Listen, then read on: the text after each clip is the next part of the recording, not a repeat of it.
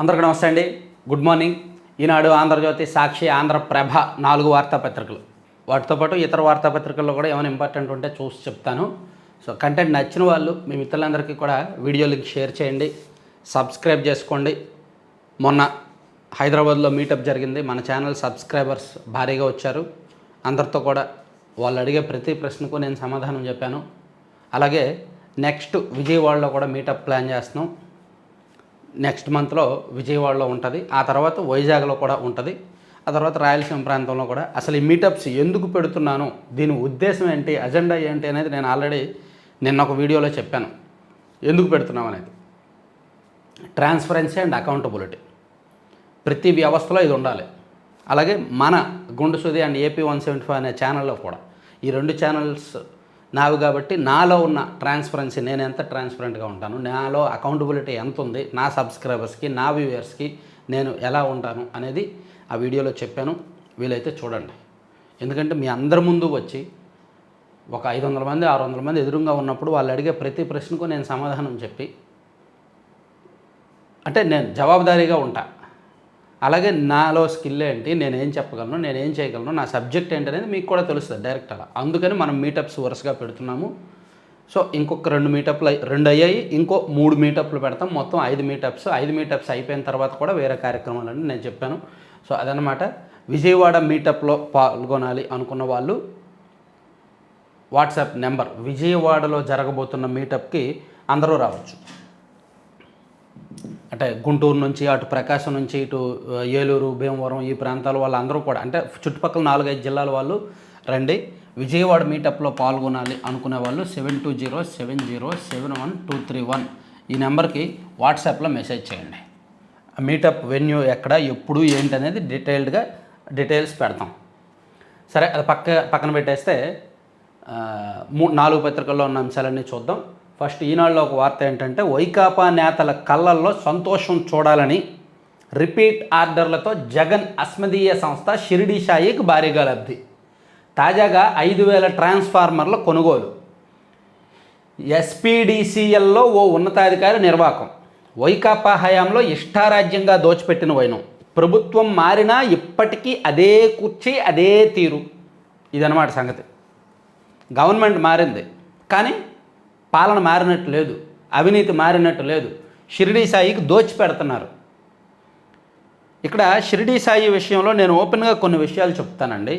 ఎవరు మనోభావాలు పక్కన ఉన్నా సరే నెక్స్ట్ వీడియోలో చెప్పాలా, ఇందులో చెప్పాలా, చెప్పేస్తాలే. ఒకటి, షిరిడి సాయి మీద గతంలో వైసీపీ అధికారంలో ఉన్నప్పుడు షిరిడి సాయి అనే కంపెనీ ఉద్దేశించి టీడీపీ వాళ్ళు విపరీతంగా ప్రచారం చేశారు.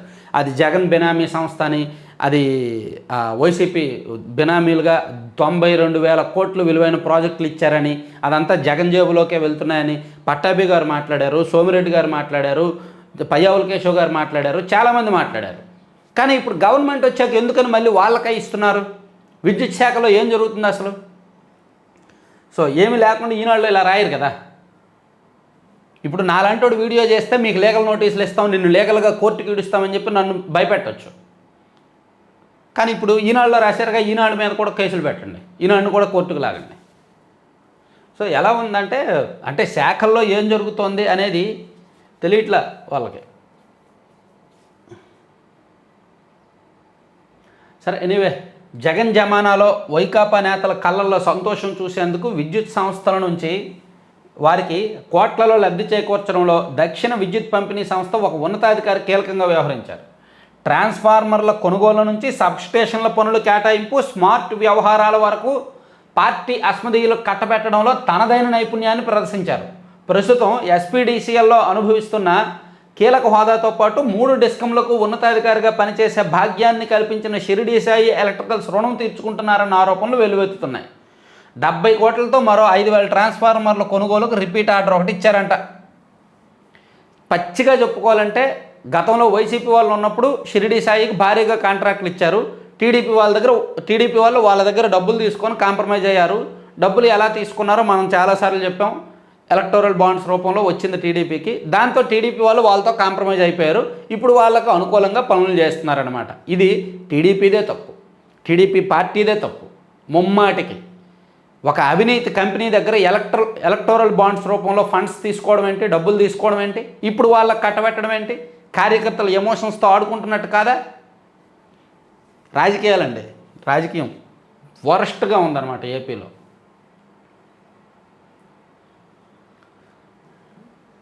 నిప్పులు చిమ్ముకుంటూ నింగికెగసాయి. పిఎస్ఎల్వి C-60 ప్రయోగం విజయవంతం. కొత్త సంవత్సరానికి ముందు అంతరిక్షంలో ఇస్రో అద్భుతం. భారత అంతరిక్ష పరిశోధనా సంస్థ నూతన ఆంగ్ల సంవత్సరానికి ముందే అంతరిక్షంలో అద్భుతం చేసింది. దేశ ప్రజలందరికీ అద్భుత విజయంతో హ్యాపీ న్యూ ఇయర్ చెప్పింది.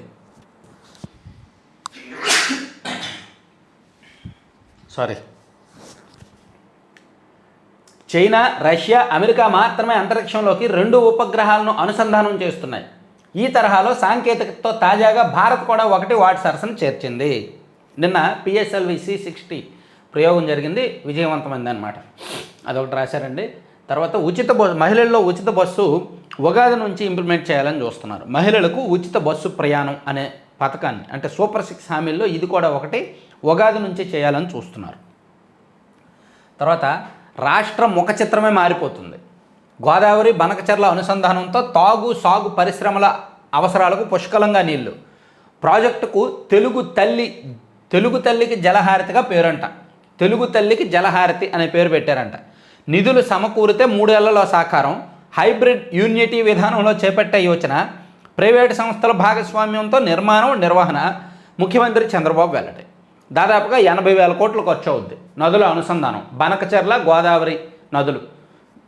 సింపుల్గా చెప్పుకోవాలంటే శ్రీకాకుళం జిల్లాలో ఉన్న ఒక నది నుంచి, వంశధార నుంచి ఇటువైపు రాయలసీమ ప్రాంతంలో ఉన్న నదులన్నింటినీ కలపడానికి రాష్ట్ర పటం మీద ఒక హారం, నీటి హారం వేస్తారనమాట. అంటే రాష్ట్రంలో ప్రతి జిల్లాలో కూడా ఈ నదులు ప్రవహిస్తూనే ఉంటాయి. నదుల అనుసంధానం జరిగిన కారణంగా దానివలన ఆయకట్టు పెరుగుద్ది, స్థిరీకరణ పెరుగుద్ది, కొత్త భూములకు కూడా నీళ్లు వెళ్తాయి, కొత్త ప్రాంతాలకు తాగునీరు, సాగునీరు వెళ్తుంది. అది చాలా మంచి ప్రాజెక్టు. 80,000 కోట్లు ఖర్చు అవుద్ది. దీనికి మొత్తానికి కేంద్రం ఇవ్వదు. కేంద్రం ఎంతో కొంత ఇస్తుంది, రాష్ట్ర ప్రభుత్వం ఎంతో కొంత పెట్టుకుంటుంది. మిగిలింది PPPలో వెళ్తారంట, ప్రైవేట్ సంస్థల భాగస్వామ్యంతో వెళ్తారంట. ఇదంతా నిన్న చంద్రబాబు గారు, సీఎం గారు చెప్పారన్నమాట. తర్వాత గోటితో పోయేదాన్ని గొడ్డల దాకా తెచ్చుకున్నారు. ఇది కూడా ఒక కీలకమైన అంశం మీద పవన్ కళ్యాణ్ గారు మాట్లాడారు నిన్న. గోటితో పోయేదాన్ని గొడ్డల దాకా తెచ్చుకున్నారు అని. సంజయ్ థియేటర్ పరిణామాల విషయంలో హీరోనే తప్పు పట్టడం సరికాదు. పుష్ప 2 సినిమా టీం సరిగ్గా వ్యవహరించలేదు. రేవతి కుటుంబాన్ని వాళ్ళు పరామర్శించాల్సింది. పార్టీకి బాగా పనిచేసినందుకే నాగబాబుకు పదవి. ఉప ముఖ్యమంత్రి పవన్ కళ్యాణ్. హైదరాబాద్లోని సంజయ్ థియేటర్ ఘటనను పుష్ప 2 చిత్ర యూనిట్ సరిగ్గా డీల్ చేయలేదు. తప్పు జరిగిన తర్వాత వ్యవహరించాల్సిన తీరు అది కాదు. సినిమా కోసం ఒక యూనిట్గా పనిచేసి ఏదైనా ఇబ్బంది వస్తే మాత్రం దానికి సినిమా హీరోని బాధ్యుని చేయడం సరికాదు. అనవసరంగా గోటితో పోయేదాన్ని గొడ్ల వరకు తెచ్చుకున్నారని చెప్పి నిన్న ఓవరాల్గా ఆ ఇష్యూ మీద పవన్ కళ్యాణ్ గారు స్పందించారు. మనం ఒక వీడియో కూడా చేసాం, చూసే ఉంటారు చాలామంది. సరే, తర్వాత సర్వేల్లోనే AI అభివృద్ధుల నైపుణ్యాల గుర్తింపు. ఇన్ఫోసిస్ సహకారంతో యాప్లో కొత్తగా ఐచ్ఛికం. ఉద్యోగాల సమాచారంతో ఆన్లైన్లో చేరవేత. నైపుణ్య గణంలో అభ్యర్థుల నైపుణ్యాలను అక్కడికక్కడే అంచనా వేసేందుకు కొత్త ఐచ్ఛికాన్ని తీసుకొస్తున్నారు. చదువుకొని ఉద్యోగం రాని వారి నైపుణ్యాలను తెలుసుకునేందుకు సర్వే యాప్లో కొత్తగా ఈ ఐచ్ఛికాన్ని ప్రవేశపెట్టారు. ఇప్పుడు మన రాష్ట్రంలో నైపుణ్య గణన జరుగుతోంది. ఈ నైపుణ్య గణంలో భాగంగా ప్రతి కుటుంబాన్ని టచ్ చేసి ఆ ఇంట్లో చదువుకున్న యువత ఎంతమంది ఉన్నారు, వాళ్ళలో ఎటువంటి నైపుణ్యం ఉంది అనేది ఎంటర్ చేస్తున్నారు. దీనిలో కొన్ని కొత్త అంశాలు కూడా చేరుస్తున్నారంట. తర్వాత జీవ వైవిధ్య నగరంగా అమరావతిని జీవ వైవిధ్య నగరంగా తీర్చిదిద్దేందుకు కూటమి ప్రభుత్వం చర్యలు చేపట్టింది.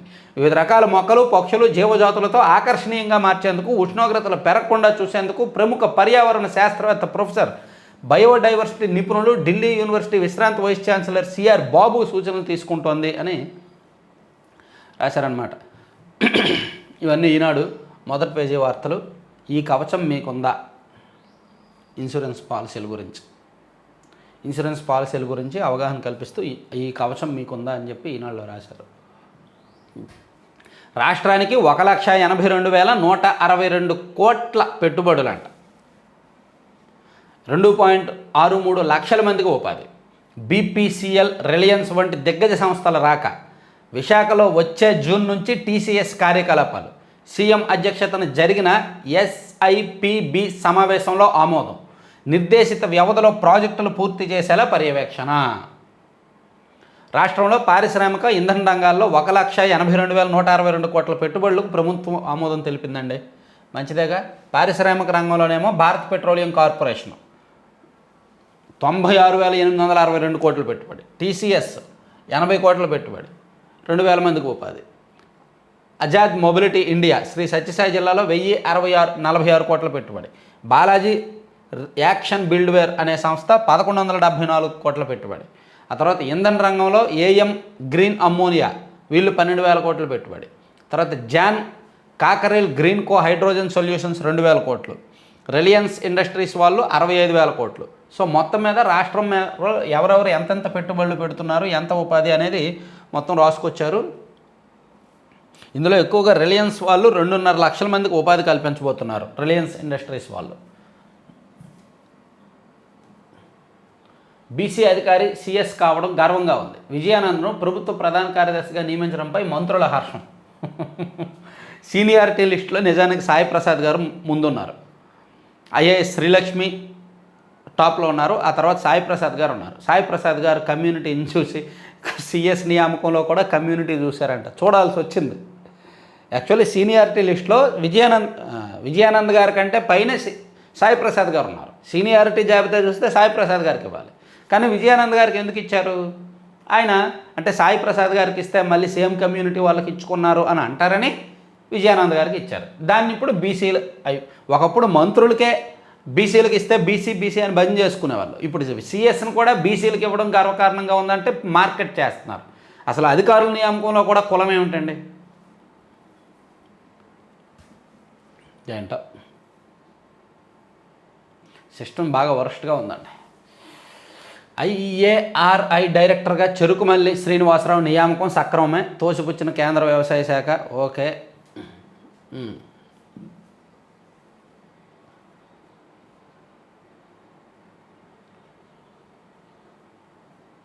జనసేనలోకి ఎమ్మెల్సీ జయమంగళ వెంకటరమణ, ఆప్కో మాజీ చైర్మన్ గంజి చిరంజీవి కూడా. వీళ్ళు భలే ఉన్నారండి. టీడీపీలో ఉన్న వాళ్ళు వైసీపీలోకి వెళ్ళారు ఎలక్షన్ల ముందు. ఎలక్షన్లు అయిపోయాక జనసేనలోకి వెళ్తున్నారు. TDP to Janasena YCP.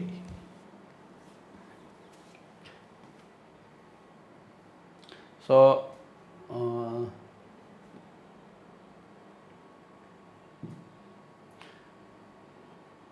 ఈనాడులో అంశాలు కాసేపు పక్కన పెట్టి సాక్షికి వెళ్దాం.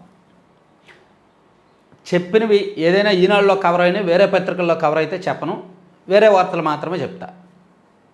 సో సాక్షిలో ఇంగ్లీష్ మీడియం మన పిల్లలకే, పేద బిడ్డలకు తెలుగే, బాబు మార్కు పన్నాగం ప్రపంచ తెలుగు రచయితల మహాసభల వేదికగా అమలు.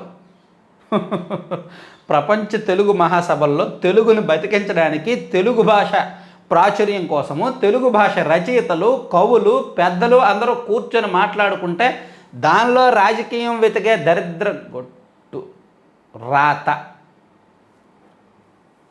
దానికి రాజకీయానికి సంబంధం ఏంటి? దానిలో బాబు మార్క్ ఏంటి? దానిలో ఇంగ్లీష్ మీడియం మన వాళ్ళకైతే తెలుగు మీడియం పేదలకి ఏంటండి?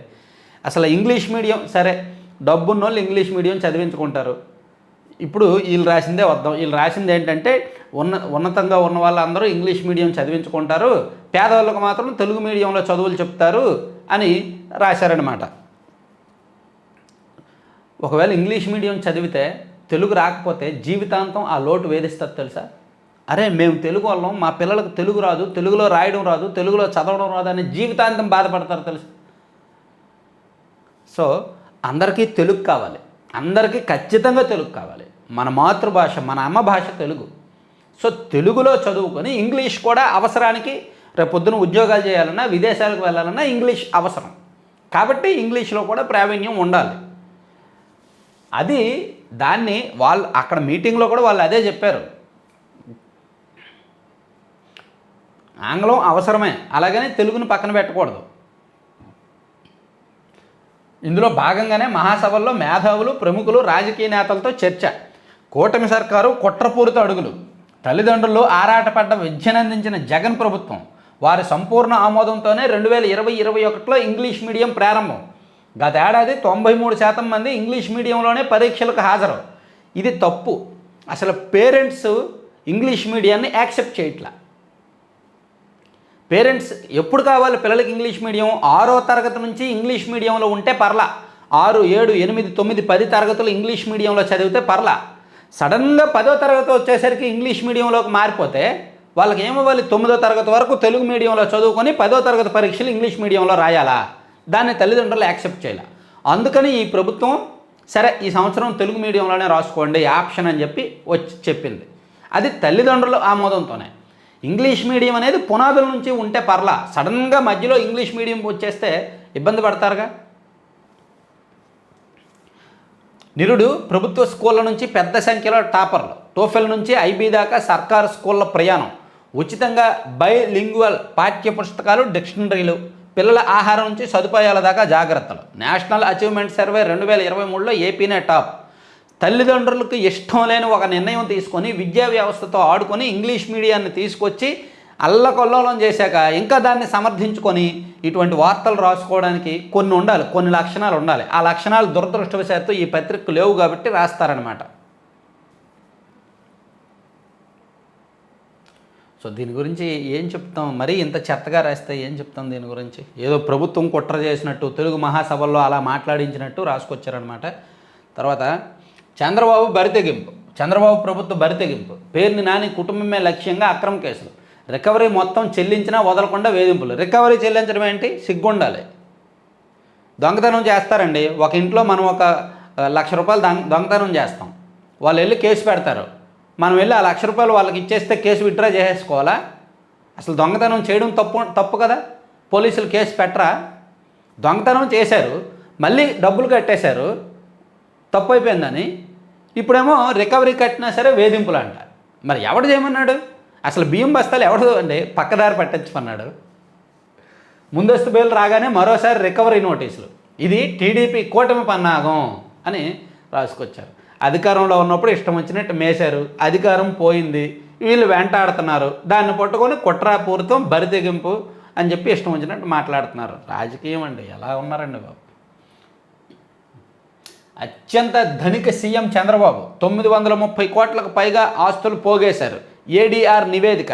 అత్యల్ప సంపద గల సీఎంగా అట్టడుగున మమతా బెనర్జీ. పూర్వం 2 ఎకరాల భూమికి మాత్రమే యజమాని అని చెప్పుకునే వ్యక్తి ఇప్పుడు ఏకంగా 100 కోట్లకు అధిపతి అని association director for democratic reforms సంస్థ కుండబద్దలు కొట్టింది. భారతదేశంలోని ఎన్నికల ప్రక్రియలో సమూల సంస్కరణ కోసం అవిశ్రాంతంగా పోరాడుతున్న ఏడీఆర్ సంస్థ సోమవారం పలు రాష్ట్రాల ముఖ్యమంత్రుల ఆస్తుల చిట్టాను విడుదల చేసింది. ఆంధ్రప్రదేశ్ ముఖ్యమంత్రిగా చాలా సంవత్సరాల పాటు అధికారం చెలాయించి ప్రస్తుతం సైతం ఏపీకి సీఎం కుర్చీపై కూర్చున్న చంద్రబాబు నాయుడు పేరిట ఏకంగా 931 కోట్లకు పైగా ఆస్తులున్నాయి.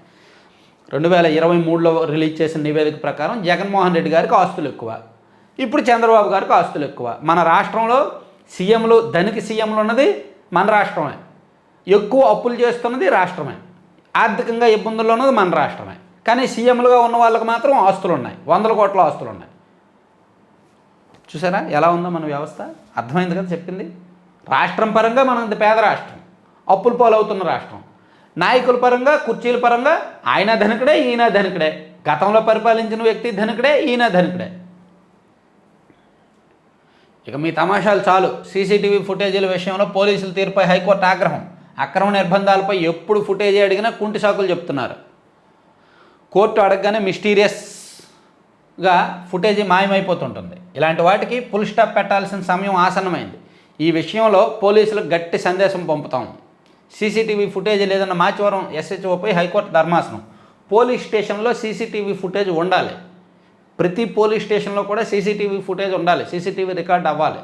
అది లేదని చెప్పి హైకోర్టు ఆగ్రహం వ్యక్తం చేసింది. జనవరి 6 నుంచి ఆరోగ్యశ్రీ సేవల బంధు 3,000 కోట్ల బిల్లులు చెల్లించాలని అడిగారంట. సో 3,000 కోట్ల బిల్లులు చెల్లించాలి. గత ప్రభుత్వం వదిలేసిన పాపం కొంత ఉంది, ఈ ప్రభుత్వం వచ్చాక కూడా కొంచెం లేటుగా ఇస్తున్నారు కాబట్టి అదొకటి. తర్వాత తప్పు పుష్ప థియేటర్ వెళ్ళకముందు జాగ్రత్తలు అవి ఇందాక చెప్పుకున్నాంలే, ఇది వదిలేద్దాం. 24 కోట్ల ఆస్తిపై సుజనాకు 91 కోట్ల రుణం. ఓహో, ఏదైనా సాధ్యం డబ్బులు ఉంటాయి. సుజనా ఇండస్ట్రీస్, వాల్టాస్, వర్మ రియల్టర్స్ కంపెనీలు రెవెన్యూ అధికారులు కుమ్మక్కయ్యారు. నిబంధనలకు విరుద్ధంగా లీజు ఆస్తిని తాకట్టు పెట్టారు. 24 కోట్ల విలువైన ఆస్తిని తనఖా చూపించి బ్యాంకు నుంచి 91 కోట్ల రుణాన్ని పొందారు. ప్రజా ఆస్తులను దుర్వినియోగం చేశారు. ఈ లావాదేవీపై విచారణ జరగాలి అని కోరుతూ హైదరాబాద్కు చెందిన హబీబ్ అల్లాద్దీన్ తెలంగాణ హైకోర్టులో పిటిషన్ వేశారంట. ఫీజు రియంబర్స్మెంట్ కోసం విద్యార్థుల పోరుదీక్ష, ప్రభుత్వం వెంటనే ఫీజు రియంబర్స్మెంట్ బకాయిలు విడుదల చేయాలని డిమాండ్ చేస్తూ తిరుపతిలో విద్యార్థుల మానవహారం. ఇది కూడా ప్రభుత్వ ఫెయిల్యూరే. ఫీజు రియంబర్స్మెంట్ 7 నెలలు అవుతుంది, ఇప్పుడు వరకు ఫీజు రియంబర్స్మెంట్ కనీసం 1,000 కోట్లు విడుదల చేయాల. గత ప్రభుత్వం బకాయి పెట్టింది, వీళ్ళు కూడా ఇప్పుడు వరకు దాని మీద మాట్లాడట్లా. చూడండి, ఇంతమంది విద్యార్థులు రోడ్డు ఎక్కారు. ఏమనుకోవద్దండి, టీడీపీ ప్రభుత్వ పనితీరు మీద నేను ఇలా చెప్తున్నాను. నేను ఉన్నదన్నట్టు చెప్పేస్తా, ఉన్నదన్నట్టు ఏం జరుగుతుందో అది చెప్పేస్తా. ఫీజు రియంబర్స్మెంట్ విషయంలో ప్రభుత్వానికి తప్పే. గత ప్రభుత్వం బకాయి పెట్టింది, ఒప్పుకుందాం. మరి ఈ ప్రభుత్వం ఈ 7 నెలల్లో ఏమిచ్చారు? 2 త్రైమాసికాలు ఇవ్వాలిగా, 2 క్వార్టర్స్ ఫీజులు ఇవ్వాలిగా. ఈ ప్రభుత్వం వచ్చాక 2 త్రైమాసికాలు జరిగాయిగా. ఇంకా గత ప్రభుత్వాన్ని తిట్టుకుంటూ వెళ్దామా?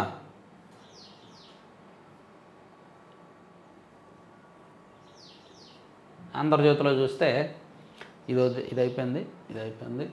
ఉగాది నుంచి ఉచిత బస్సు పక్కన పెట్టేద్దాం. పతనం నుంచి పునరుత్థానం, చరిత్రలో నిలిచిపోయేలా 2024 ప్రజా తీర్పు. విర్రవీగిన వైసీపీకి కోలుకోలేని దెబ్బ, విధ్వంస పాలనకు చరమగీతం, కూటమి రాకతో అభివృద్ధికి రాచబాట, 4వసారి ముఖ్యమంత్రిగా చంద్రబాబు, సీఎం కృషితో పుంజుకున్న రాజధాని పనులు, పోలవరం నిర్మాణానికి కేంద్రం నిధులు, భారీగా పెట్టుబడులతో తరలి వస్తున్న పరిశ్రమలు, 6 నెలల్లోనే సుస్పష్టంగా కనిపిస్తున్న మార్పు. ఏమంటే పవన్ కళ్యాణ్ గారి ప్రయారిటీ కూడా ఉంది కదా, రాజకీయం ఒక రకంగా మార్చింది ఆయన కూడా ఉన్నాడు కదా, ఆయనకు కూడా ఒక లైన్ కేటాయించాలిగా. ఇన్ని లైన్లు రాశారు పవన్ కళ్యాణ్ గారు. 2024లో పవన్ కళ్యాణ్ గారు అసలు 21 పోటీ చేసి 21 గెలవడం, ఉప ముఖ్యమంత్రిగా రావడం, అగ్రెసివ్గా నిర్ణయాలు తీసుకోవడం, జనంలోకి విస్తృతంగా వెళ్ళడం, అవన్నీ రాయాలిగా, రాయలా. మొత్తం చంద్రబాబు గురించి రాశారు. ఎనీవే, ఎవరిష్టం వాళ్ళది. 2024 నవ్యాంధ్ర చరిత్రలో చిరకాలం నిలిచిపోతుంది. 5 ఏళ్ల పాటు వైసీపీ ప్రభుత్వ అరాచకాలతో విసుగెత్తిపోయిన ప్రజలు 2024లోనే తిరుగులేని తీర్పిచ్చారు. మాకు ఎదురులేదు అని విర్రవీగిన పాలకులకు ప్రతిపక్షంలో కూడా కూర్చునే అవకాశం కూడా ఇవ్వలేదు. ప్రజల దాదాపు ఏకపక్షంగా ఇచ్చిన తీర్పు ఆంధ్రప్రదేశ్లో నవశకానికి నాంది పలికింది. వైసీపీ అరాచకాలతో అధఃపాతాళానికి పడిపోయిన రాష్ట్ర అభివృద్ధి కూటమి ప్రభుత్వ చొరవతో మళ్లీ ఊపందుకుంటోంది. 5 ఏళ్ల పతనం తర్వాత పునరుద్ధానం దిశగా నవ్యాంధ్ర పయనం ప్రారంభించింది అని ఒకటి రాశారు. నిజానికి 2024 ఎమర్జింగ్ పొలిటీషియన్ ఎవరు లేదా బెస్ట్ పొలిటీషియన్ ఎవరు అనేది నేను పోల్ పెడతా, మీరు ఓటేయండి సరదాగా. నేను కొన్ని వీడియోస్ చేస్తాను దాని మీద. గోటుతో పోయేదాన్ని కోట్ల వరకు తెచ్చారు చెప్పుకున్నాం. తర్వాత ఫిబ్రవరి 1 నుంచి భూముల రిజిస్ట్రేషన్ విలువ పెంపు, సగటున 15 నుంచి 20% వరకు. గ్రోత్ సెంటర్ల ఆధారంగా ఖరారు. జగన్ జమానాలో రిజిస్ట్రేషన్లలో అరాచకం, భూమి విలువను మించిన రిజిస్ట్రేషన్ విలువ, అలాంటి చోట తగ్గిస్తాం. చరిత్రలోనే తొలిసారి రెవెన్యూ మంత్రి అనగాని సత్యప్రసాద్ వెల్లడి. రిజిస్ట్రేషన్లు స్టాంపుల శాఖపై సమీక్ష. సో గత ప్రభుత్వంలో మార్కెట్ విలువ కంటే భూముల విలువ ఎక్కువ ఉన్నాయి. బయటేమో మార్కెట్ విలువ గజం 5,000 ఉంటే రిజిస్ట్రేషన్ విలువ మాత్రం 10,000గా చూపించారు. సో అటువంటి చోట తగ్గిస్తాము రిజిస్ట్రేషన్ విలువను అని చెప్పారు. అలాగే కొన్ని చోట్ల పెంచుతామన్నారు. సో హెచ్చు తగ్గులు చేస్తారు, పెంచుతారు, తగ్గిస్తారనమాట రిజిస్ట్రేషన్ వాల్యూస్. తర్వాత మిగిలేది కిక్కే, మద్యం విక్రయాలతో ఆదాయం తక్కువే. జగన్ జమానాలో మందుబాబుల జేబులు ఖాళీ, నిషేధం పేరిట 5 ఏళ్ళు మోసం, తక్కువ అమ్మినా అధిక ఆదాయం. కూటమి కొత్త పాలసీలతో సీన్ రివర్స్, విక్రయాలకు తగ్గట్టు లేని లెక్కలు. 99కే మద్యం ధరల తగ్గింపుతో ఖజానాకు తగ్గిన రాబడంటే వీళ్ళు మార్జిన్ తగ్గించుకున్నారండి. గత ప్రభుత్వం ఉన్నప్పుడు 70% మార్జిన్ ఉంటే ఈ ప్రభుత్వం 30%, 40% మాత్రమే మార్జిన్కి ఇస్తున్నారు. వచ్చిన లాభాలను తగ్గించుకొని అమ్ముతున్నారు తక్కువ రేట్లకి. అంటే 100 రూపాయలకి తయారైన ప్రోడక్టు 200 రూపాయలకి అమ్మితే 100 రూపాయలు లాభం వస్తుంది. అదే 100 రూపాయలకి తయారైన ప్రోడక్టు 150 రూపాయలకి అమ్మితే 50 రూపాయలే లాభం వస్తుంది. సో ఇక్కడ ఈ ప్రభుత్వం లాభాన్ని తగ్గించుకొని మార్జిన్ని తగ్గించుకొని అమ్ముతున్నారు. దానివలన మద్యం లైసెన్సులు తీసుకున్న వాళ్ళు కూడా ఇబ్బందులు పడుతున్నారు. తర్వాత జిమ్మీ కార్టర్ కన్నుమూత, 1977, 81 మధ్య అమెరికా అధ్యక్షుడిగా బాధ్యతలు, 100 ఏళ్ల వయసులో తుదిశ్వాస. నదిలో పడిన ట్రక్కు 71 మంది మృతి, ఇథియోపియాలో ఘోర ప్రమాదం. ఎన్నికల్లో పోటీకి సాయం చేయండి, ఆన్లైన్ విరాళాల సేకరణ ప్రారంభించిన ఆప్ నేత మనీష్ సిసోడియా, మాజీ ఉప ముఖ్యమంత్రి, ఇప్పుడు కూడా ఉప ముఖ్యమంత్రి అనుకుంటా కదా, ఆయన ఎన్నికల్లో పోటీకి సాయం చేయండి అని చెప్పి ఆన్లైన్లో విరాళాలు అడుగుతున్నాడట. స్టంట్ అనుకుంటున్నాను నేనైతే, అదొక స్టంట్. అటువంటి స్టంట్లు చాలా ఉంటాయి. 5,402 కొత్త పింఛన్లండి. భర్త చనిపోతే ఆ పెన్షన్ భార్యకు, మంత్రి కొండపల్లి. త్వరలో 1,00,000 ఇల్లు అప్పగింత, మంత్రి పార్థసారథి. 5,402 కొత్తగా పింఛన్లు ఇస్తున్నారంట, అదొకటి రాశారు. మహాకుంభమేళ ప్రపంచ స్థాయిలో నిర్వహణ, 40 కోట్ల మంది వస్తారని అంచనా.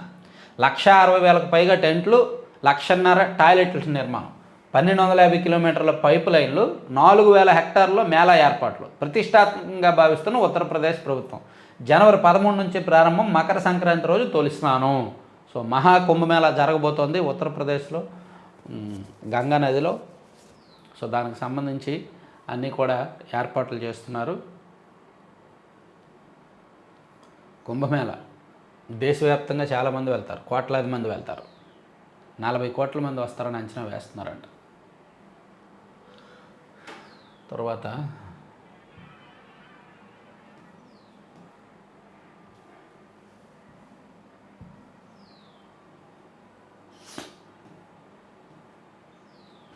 సాకులు చెప్పడం మీకు అలవాటు అయిపోయింది. సీసీటీవీ ఫుటేజ్ ఇవ్వకుండా ఏవేవో కారణాలు చెప్తారా? పోలీసుల తీరుపై హైకోర్టు ఆగ్రహం. పోలీస్ స్టేషన్లో అది నాకు సాక్షిలో రాశారులే. తర్వాత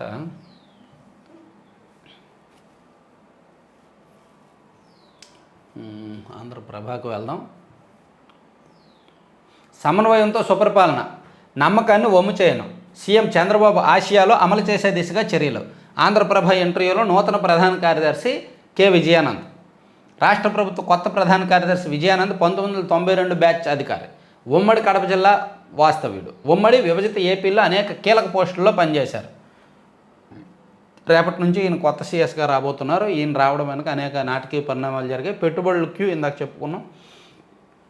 నెలలో 14 రోజులు జిల్లాలోనే, పేషీ కూడా నాతోనే. గోటితో పోయేదాన్ని గొడ్ల వరకు తెచ్చారు. సో పవన్ కళ్యాణ్ గారు నెలలో 14 రోజులు జిల్లాల్లో పర్యటిస్తాను, పేషీలోని అధికారులు కూడా నాతోనే వస్తానని చెప్పారు. గోదావరితో జలహారతి, ఏపీకి ఇది గేమ్ చేంజర్ మాట్లాడుకున్నాం. ప్రజలు మెచ్చేలా పరిపాలన. ఇక ప్రతి సోమవారం రియల్ టైం గవర్నెన్స్పై సమీక్ష. ఆర్టీసీ, దేవాలయాలు, ఆసుపత్రుల్లో క్యూఆర్ కోడ్. పైలట్ ప్రాజెక్టుగా తొలుత 7 గుడుల్లో క్యూఆర్ కోడ్ అంట. రోడ్ల మరమ్మతులపైన అభిప్రాయ సేకరణ. వద్దు నెగిటివ్ వస్తుంది. రోడ్ల మరమ్మతుల మీద అభిప్రాయ సేకరణ అంటే జనం తిడతారు. పిచ్చి పిచ్చి పనులు చేయొద్దు. రోడ్ల మరమ్మతులు ఏం జరగలేదు. కొత్త ఏడాది కఠిన పరీక్ష. ఢిల్లీ కోటలో పాగా వేసేది ఎవరు? సానుభూతి బాటలో కేజ్రీవాల్, అవినీతి ఆయుధంతో కమలం. కాంగ్రెస్ చీల్చే ఓట్లతో ఆప్లో భయాందోళనలు. సామాన్యుల లక్ష్యంగా ఆప్ హామీల వరలు. కేజ్రీవాల్ను ఇరుకును పెట్టే వ్యూహంతో కమలనాథులు. ఎన్నికల షెడ్యూల్కి సిద్ధమైన ఎలక్షన్ కమిషన్. ఢిల్లీ ఎన్నికలు దేశంలోనే ప్రతిష్టాత్మకమైన ఎన్నికలు.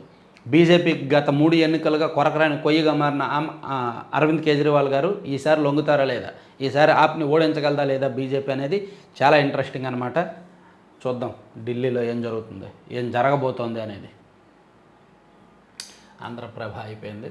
సో ఇప్పుడు ఇంటర్నేషనల్ అంశాలు, నేషనల్ అంశాలు ఈనాళ్ళు ఏమున్నాయో ఒకసారి చూద్దాం.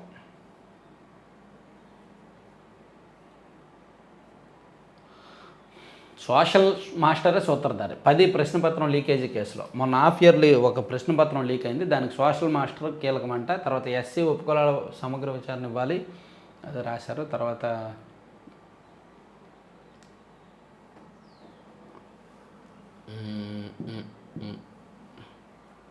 ఈ కవచం మీకుందా బీమా గురించి రాశారు.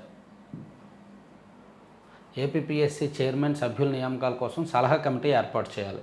చైర్పర్సన్ వయో పరిమితిని 64 ఏళ్లకు పెంచాలి. నియామకం కోసం సలహా కమిటీ. 7 లక్షల మందితో హైందవ శంకరావ సభ. 5న గన్నవరం మండలం కేసరపల్లి వద్ద నిర్వహణ. రాష్ట్ర నలుమూలల నుంచి ప్రత్యేక బస్సులు, 15 రైళ్లు. రేవంత్ రెడ్డి గారితో సత్యనాదెల్లా భేటీ అయ్యారండి. సాంకేతిక రంగంలో అగ్రస్థానమే లక్ష్యం, ఆ దిశగా తెలంగాణ అభివృద్ధికి సహకరించండి. సత్యనాదెల్లతో సీఎం రేవంత్ రెడ్డి భేటీ. మైక్రోసాఫ్ట్ సీఈఓ సత్యనాదెల్ల నిన్న రేవంత్ రెడ్డి గారిని కలిశారు. తర్వాత మదనపల్లి దస్త్రాల దహనం కేసులో మొదటి అరెస్టు. సీనియర్ అసిస్టెంట్ గౌతమ్ తేజ్కు రిమాండ్. ఏంటి ఆ కేసు ఇంకా బతికే ఉందా?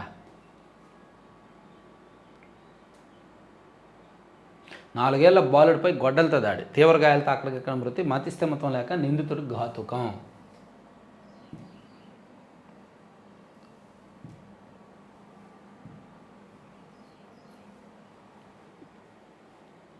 ఇరవై 29 మందికి 4 లక్షలకు పైగా మెజారిటీ. అందులో 22 మంది భాజపా వారే. కాంగ్రెస్ నుంచి 3, తృణమూల్ నుంచి 2, తెదేపా డిఎంకే నుంచి ఒక్కొక్కరు. 9వ స్థానంలో కుందూరు రఘువీర్, 14వ స్థానంలో శ్రీభరత్, 22వ స్థానంలో రామసహాయం. 1% ఓట్లతో గెలిచిన వాళ్ళు 20 మంది. 2024 ఎన్నికల గణాంకాలను విడుదల చేసిన ఈసీఐ. కొంచెం ఆసక్తికరమైన గణాంకాలు విడుదల చేశారు మెజారిటీలకు సంబంధించి. మొత్తం 29 మందికి 4 లక్షలకు పైగా మెజారిటీ వస్తే 22 మంది బీజేపీ వాళ్ళే ఉన్నారంట. దీనిలో టీడీపీ నుంచి శ్రీభరత్ గారు ఉన్నారు. హయ్యెస్ట్ మెజారిటీలు ఎవరికి వచ్చాయి, తక్కువ మెజారిటీలు ఎవరికి వచ్చాయి అనేది రాస్తే హయ్యెస్ట్ మెజారిటీల్లో శ్రీభరత్ ఉన్నారు. దేశంలోనే 14వ స్థానంలో 5,04,000 మెజారిటీ ఆయనకి.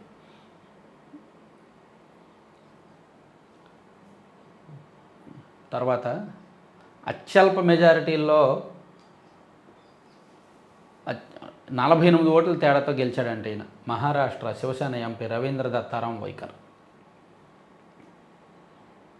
డీకే అరుణ కూడా 4,500 ఓట్ల మెజార్టీతో గెలిచారు. ఇట్లా రాసుకొచ్చారులే.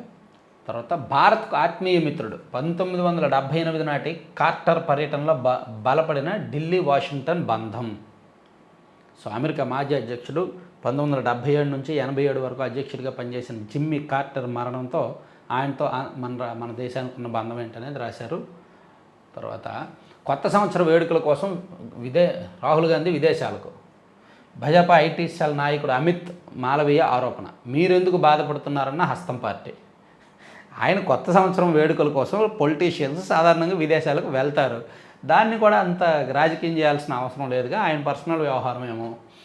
2 నుంచి నిరోధక నిరాహార దీక్ష చేస్తా, మానవ హక్కుల కమిషన్ను ఆశ్రయిస్తా, బీపీఎస్సీ అభ్యర్థులపై లాఠీ ఛార్జీని నిరసిస్తూ ప్రశాంత్ కిషోర్ ప్రకటన. ఏంటి ఈయన ప్రశాంత్ కిషోరా? ఎలా అయిపోయాడేంటి?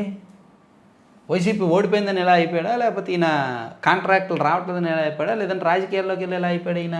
చూడండి పాపం గడ్డం పెంచేసి గడ్డం పెరిగిపోయింది. అయ్యయ్యో స్మార్ట్గా ఉండేవాడు. బీహార్ పబ్లిక్ సర్వీస్ కమిషన్ భర్తీ చేసే పోస్టుల కోసం వేల కోట్ల రూపాయలు చేతులు మారాయని ఆరోపణలు వస్తున్నాయని జన్ స్వరాజ్ పార్టీ వ్యవస్థాపకుడు ప్రశాంత్ కిషోర్ సోమవారం పేర్కొన్నారు. దానికోసం నిరవధిక దీక్ష చేస్తారంట ఆయన. అంగారకుడి మీద అలా పరిపాలిస్తేనే బెటర్ మస్క్. సరే, ఇవి నేషనల్ అంశాలు కొన్ని కవర్ చేశాం కదా. సో ఇవండి మొత్తం మీద 4 పత్రికల్లో వచ్చిన అంశాలు. ఇంకా కీలకమైన అంశాలతో నెక్స్ట్ వీడియోలో కలుద్దాం. రేపటి నుంచి ఏం చేస్తానంటే నేను ఈ 4 పత్రికల్లో వచ్చిన కీలకమైన అంశాలు నేను చదివేస్తా. దాంతోపాటు ప్రజాశక్తి విశాలాంధ్రలో కూడా కొన్ని వార్తలు చదివినవి ఆ క్లిప్పింగ్స్ కట్ చేసుకొని దీనిలో పెడతా. సో ఆ క్లిప్పింగ్స్ కూడా చూద్దాం. రేపటి నుంచి ప్రజాశక్తి విశాలాంధ్రలో అంటే ఇంపార్టెంట్ అంశాలను మాత్రమే చూద్దాం. Thank you. విజయవాడ మీటప్లో రావాల్సిన వాళ్ళు అయితే మాత్రం ఆ వాట్సాప్ నెంబర్కి మెసేజ్ చేయండి. అలాగే లైక్ చేయండి. ప్రతి ఒక్కరు వీడియో చూస్తున్న ప్రతి ఒక్కరు కూడా లైక్ చేయండి. Thank you.